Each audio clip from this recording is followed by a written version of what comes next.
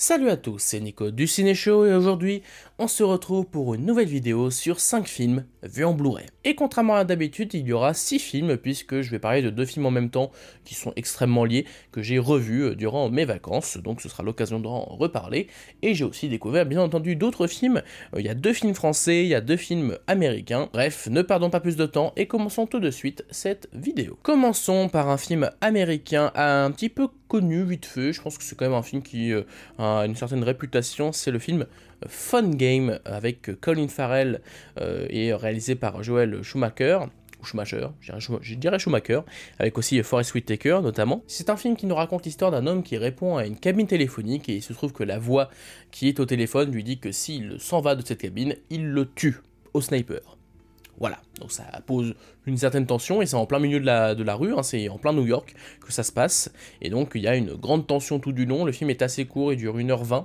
Un petit peu moins je pense avec sans les crédits, donc ça va droit au but. C'est un film avec beaucoup de tension, le casting est bon, Colin Farrell est excellent, je dirais que j'ai pas été non plus captivé du début à la fin. Disons que le film n'a pas su renouveler vraiment ce concept en cours de film, ce qui fait que je trouve qu'il est un petit peu lassant au bout d'un moment, et que la menace n'est pas forcément, la menace est bonne, hein, le méchant est plutôt cool, mais il n'est pas non plus particulièrement imposant, hyper mémorable je trouve, même si il fonctionne bien, il n'y a pas à dire. De toute façon, de manière générale, le casting est bon, hein, encore une fois, hein, tout comme Colin Farrell, le méchant, qui est joué par un acteur assez connu en plus, hein, c'est assez marrant. Au final, c'est un acteur assez connu puisque c'est Kiefer Sutherland, que vous connaissez pour 24 heures chrono. C'est un film où on va décortiquer le personnage principal, montrer que c'est une personne extrêmement mauvaise avec les autres êtres humains, montrer qu'il doit essayer de se repentir entre guillemets pour survivre, bref. C'est plutôt efficace comme huis clos, ça se regarde bien. Je l'ai pas trouvé non plus extraordinaire hein, pour être honnête, mais ça se regarde malgré tout. Donc si vous voulez regarder Fun Game, eh ben, je trouve que c'est plutôt efficace. Le film suivant, c'est un film qui est encore sous blister pour la simple et bonne raison que je ne l'ai pas vu en Blu-ray, excusez-moi. C'est un film que j'ai vu sur France 3 il me semble, c'était un lundi soir. C'est un film français avec Omar Sy qui s'appelle Knock, ou Knock, qui est un personnage qui est en fait un ancien voyou entre guillemets qui devient médecin, sauf qu'en fait il n'a aucune connaissance véritable en médecine, enfin il connaît 2-3 trucs vite fait qu'il apprend vite fait sur le tard, mais c'est vraiment pas un médecin qualifié et il va essayer un peu d'arnaquer un village en faisant croire à plein de gens qui sont malades alors qu'en fait ils sont pas vraiment malades et il va créer des traitements, il va devenir assez important dans le village, un petit peu riche même, et c'est montrer comment l'intégration de cet homme dans ce village, voir ce que les habitants pensent de cet homme, voir aussi le début d'une relation amoureuse qu'il va avoir avec une autre personne, pardon. Et j'ai trouvé ça vraiment pas mal comme film, je l'ai pas mal aimé ce Knock. Alors en termes de mise en scène, il y a quelques problèmes, notamment je me rappelle d'un plan en particulier, un plan tout bête, hein. Il se lève de son lit, il va sur son balcon et on a une vue sur la ville avec une sorte d'insert sur le côté où tu vois clairement que t'as d'un côté la ville et t'as de l'autre côté une coupure et tu vois une sorte de ruelle, mais du coup d'un point de vue de la perspective, ce n'est absolument pas possible. Donc il y a juste ce plan là où je me suis dit mais mon dieu qu'est-ce que c'est que ça. Enfin, c'était bizarre en termes d'effets spéciaux, mais sinon, ça reste efficace, le casting est bien, Omar Sy est très bon dans le rôle, avec ce côté à la fois très attachant, qui convainc facilement les personnes de ce village, mais bon, il a quand même quelque chose derrière la tête, hein, il essaie un petit peu de les arnaquer quand même. Mais on a aussi Alex Lutz en prêtre qui est plutôt bon, on a Anna Girardot, qui est un peu la femme que convoite Knock, qui est aussi plutôt bonne. C'est pas révolutionnaire pour autant, hein, c'est assez simple hein, comme film, mais je trouve que c'est plutôt efficace. Voilà, ça marche bien, je trouve que c'est très drôle, c'est un peu émouvant par moment, il y a toute une partie sur la fin qui est assez touchante je trouve. Bon par contre je vois une mise en scène moderne et spectaculaire de la part de West France. Je ne parlerai pas trop de la mise en scène non plus, elle est efficace, il n'y a pas à dire, mais elle n'est pas non plus extraordinaire, je n'irai pas jusque là.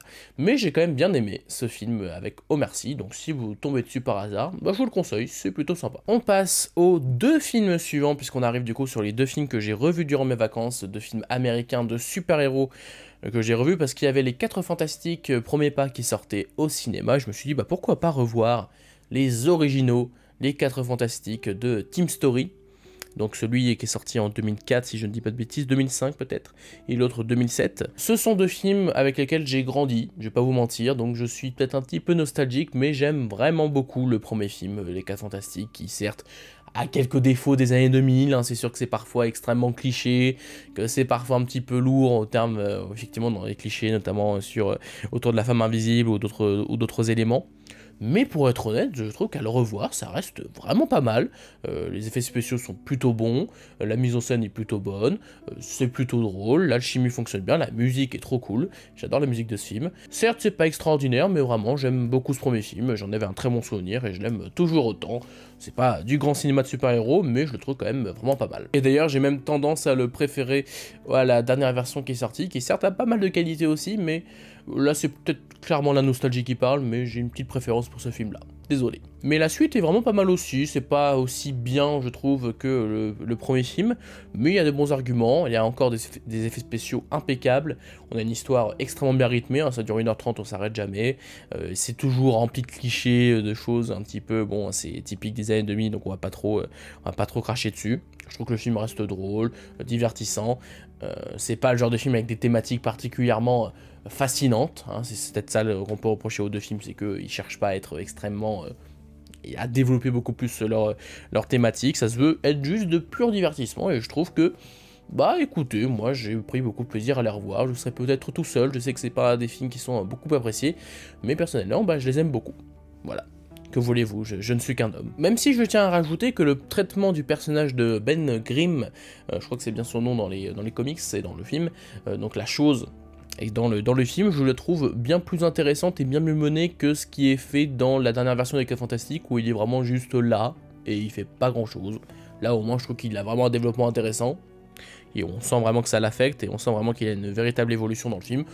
Donc là, pour le coup, je trouve que vraiment il a beaucoup mieux fait ce film-là que la version de cette année. Film suivant, on reste dans du cinéma français avec un film réalisé par Fred Cavaillé qui s'appelle À bout portant. C'est un thriller français qui dure à peine 1h20, je crois, hein, c'est assez court.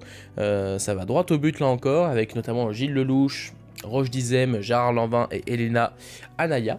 Et donc on a un très joli casting, hein. Je pense que Gilles Lelouch, Roche Dizem, surtout Roche Dizem, je trouve que c'est un acteur extrêmement charismatique, et donc ça fonctionne bien. On est sur un homme qui, sa femme enceinte se fait kidnapper, et il doit collaborer avec un malfrat qui est donc joué par Roche Dizem, pour essayer de s'en sortir, et j'ai vraiment pas mal aimé ce film, qui s'arrête jamais. Vraiment on est sur le thriller français qui dure 1h20, ça ne s'arrête à aucun moment, ça enchaîne les scènes d'action, les scènes de poursuite, les scènes de tension, les scènes... Enfin vraiment ça va à toute vitesse. C'est même assez surprenant des fois en termes de violence. Il y a une scène où je me suis dit bon ça va se passer comme ça, et au final ça se passe pas du tout comme je l'avais prévu. Je me dis waouh, ok, donc là ils sont pas là pour rigoler quoi. Donc certes ça réinvente pas non plus totalement le genre, mais je trouve qu'en termes de polar thriller français, c'est d'une efficacité ce film, on s'ennuie à aucun moment, c'est palpitant, les personnages sont attachants, les scènes d'action et de combat sont bien foutues, il y a toute une scène de poursuite dans tout Paris, à travers le métro notamment, qui est vraiment bien foutue. Franchement, si vous l'avez pas vu, À bout portant, je vous le recommande, c'est vraiment pas mal comme thriller. Et enfin, le dernier film de cette vidéo, c'est pas n'importe quel film, on parle quand même d'une œuvre culte, clairement on peut le dire, puisque c'est le film Braveheart de Mel Gibson, et avec Mel Gibson bien entendu dans le rôle principal. Dans ce film, on suit l'histoire de William Wallace, un Écossais de la fin du XIIe siècle qui va mener une révolte face à l'Angleterre qui essayait de conquérir l'Écosse, et donc ils vont essayer d'obtenir leur indépendance à travers cette révolte. Déjà, ce qu'on peut dire, c'est que le film est particulièrement épique, Braveheart. Les scènes de bataille sont peut-être pas particulièrement, totalement réalistes, hein, je suppose. Il y a peut-être quelques éléments un petit peu exagérés, mais par contre, c'est extrêmement bien réalisé. Il y a vraiment beaucoup de tension. Et il y a vraiment, c'est très satisfaisant de voir les stratégies militaires qui se mettent en place de la part de William Wallace, qui met en place ses stratégies, etc. Même si la première heure, on n'est même pas sur des scènes de bataille, au final, c'est vraiment juste découvrir ce personnage, d'où il vient, et voir comment c'était la vie dans cette Écosse-là de la fin du XIIe siècle, et voir aussi son histoire d'amour avec je ne sais plus quel est le nom du personnage, mais c'est une femme assez importante pour le héros. On a aussi d'ailleurs Sophie Marceau dans le film, hein, une actrice française. Ça m'a un peu étonné. Voilà, je m'attendais pas à l'avoir ici. Donc c'est extrêmement fort, extrêmement poignant. C'est, oui, encore une fois, très épique. C'est très très bien joué, hein, évidemment. On est quand même Mel Gibson à ce moment-là, il n'y a pas à dire. Il était au summum de sa carrière en termes d'acting. Et je ne parle même pas de la fin qui est absolument cultissime, avec cette réplique finale absolument dingue de la part de William Wallace, avec vraiment c'est déchirant ce qui se passe sur la fin, mais il continue, il ne fléchit pas face aux Anglais. Et il montre que la révolte est très importante, l'indépendance de l'Écosse est particulièrement importante, donc c'est vraiment un film historique, vraiment top. Enfin, je veux dire, il n'y a même pas tant de gros défauts que ça, j'ai pas non plus adoré à titre personnel, j'ai pas trouvé ça absolument extraordinaire, mais il n'y a pas à dire, franchement c'est génial, quoi, c'est excellent, et je comprends complètement que certains soient en mode c'est un chef-d'œuvre absolu du cinéma, parce qu'il y a vraiment énormément de qualité dans ce Braveheart. Donc si vous n'avez pas encore vu Braveheart, je ne peux que vous le recommander, c'est absolument génial, c'est épique, c'est assez fou, c'est cultissime, voilà, vraiment ça mérite son statut de film culte. Voilà, c'est la fin de cette vidéo, j'espère qu'elle vous a plu, si c'est le cas n'hésitez pas à vous abonner, à liker et à partager la vidéo. Quant à moi, je vous dis à la prochaine pour parler de cinéma, mais en attendant, c'était Nico du Ciné Show, à bientôt.